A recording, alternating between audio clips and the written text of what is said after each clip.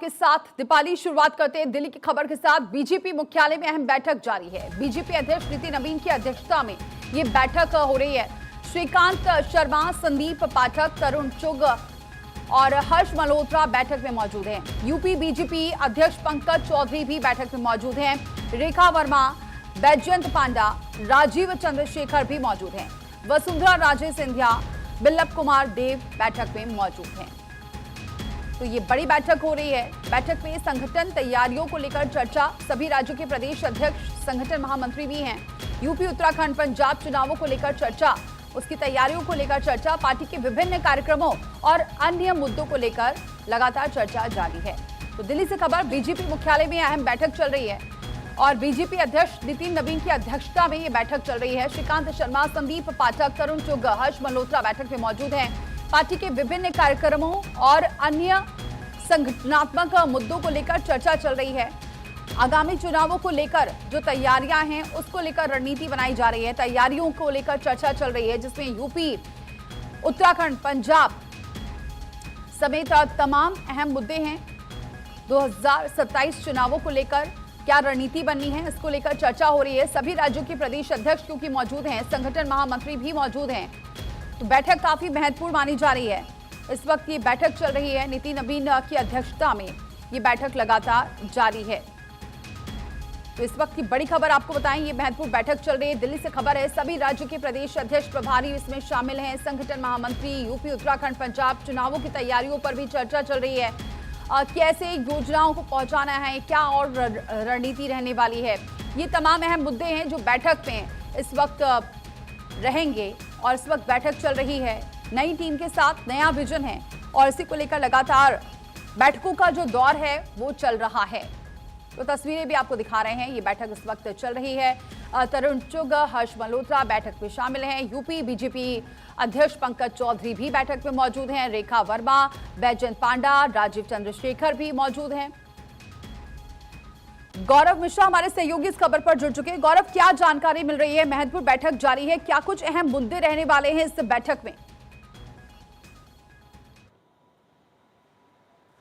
बिल्कुल, देखिए, भारतीय जनता पार्टी जो कार्यालय है विस्तार, उसमें जो बैठक है वो शुरू हो चुकी है। और इस बैठक की बात करें तो बैठक में भारतीय जनता पार्टी के राष्ट्रीय अध्यक्ष नितिन नवीन है और उनकी पूरी जो टीम इस बैठक के अंदर मौजूद है।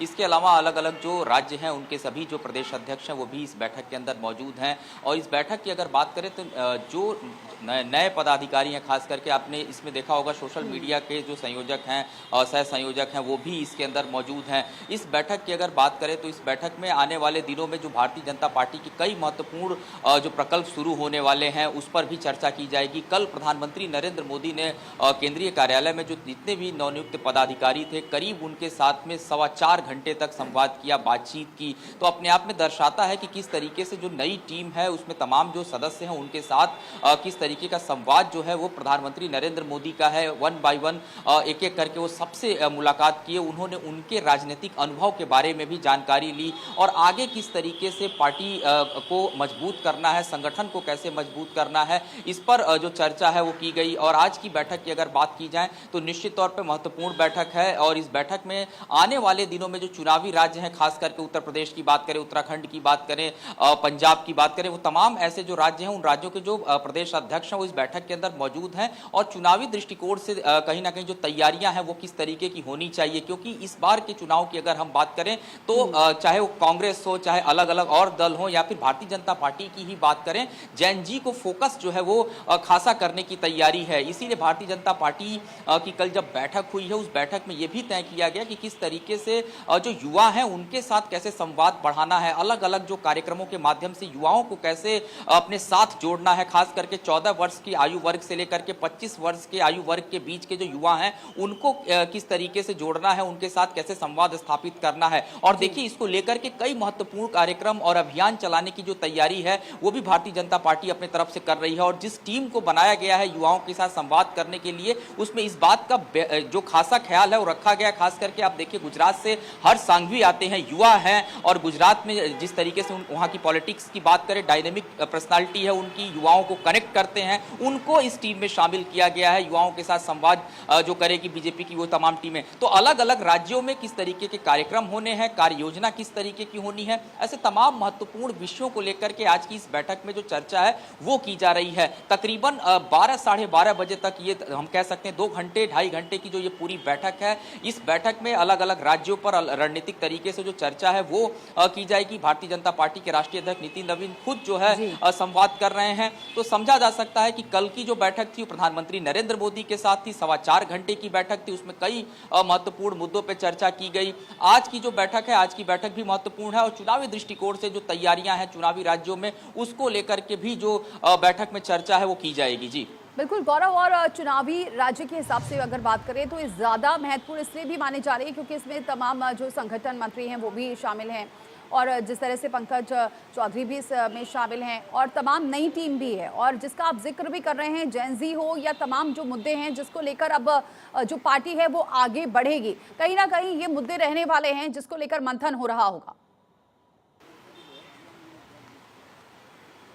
अब बिल्कुल निश्चित तौर पे देखिए, जब नई टीम खास करके बनती है, आप देखिए भारतीय जनता पार्टी ने जब राष्ट्रीय अध्यक्ष का नाम तय किया नितिन नवीन का, उसके बाद उनके नेतृत्व में भारतीय जनता पार्टी ने कई राज्यों में जो चुनाव है चुनाव लड़े, ग्राउंड पर गए और खास करके पश्चिम बंगाल जैसे राज्य में भारतीय जनता पार्टी ने ऐतिहासिक जीत हासिल की। तकरीबन 6 महीने जो है उन्होंने जिस तरीके से ताबड़तोड़ अलग अलग राज्यों में जाना, कार्यकर्ताओं से संवाद करना, मिलना, इस तरीके की प्रक्रिया रखी और उसके 6 महीने बाद से जब भारतीय जनता पार्टी के राष्ट्रीय अध्यक्ष नितिन नवीन की नई टीम घोषित होती है तो नई टीम में आप देखिए तमाम उन अनुभवी चेहरों को स्थान देना, क्योंकि ये जो टीम है ये 2029 तक के जो खास करके लोकसभा के जो चुनाव आने हैं उसको ध्यान में रख करके तैयार की गई है। जितने भी राज्य हैं लगभग सभी राज्यों का इस पूरी टीम में जो प्रतिनिधित्व है वो देखने को मिल रहा है। तो ऐसे में कहीं ना कहीं जो तैयारी है भारतीय जनता पार्टी की वो अपने आप में दिखाती है कि जमीनी स्तर पर किस तरीके से पार्टी अपनी तैयारी करती है।